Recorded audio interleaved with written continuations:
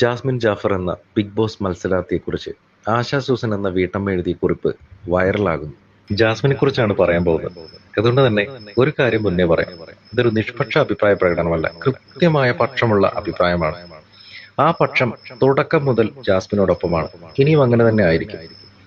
ജാസ്മിനെ വെറുക്കുന്നവർക്ക് സമയം ലാഭിക്കാൻ വേണ്ടിയാണ് ഇത് ആദ്യമേ തന്നെ പറഞ്ഞത്.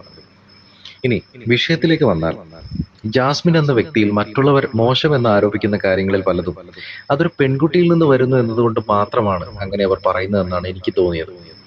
ഉദാഹരണം, ദേഷ്യപ്പെടുന്ന രീതി, ഒച്ച, കയ്യും കാലുമാട്ടൽ, ആരെയും പേടിയില്ലാത്ത പ്രകൃതം, ഉള്ളിലുണ്ടാവുന്ന ഇമോഷൻ തുറന്ന് പ്രകടിപ്പിക്കൽ തുടങ്ങിയവ.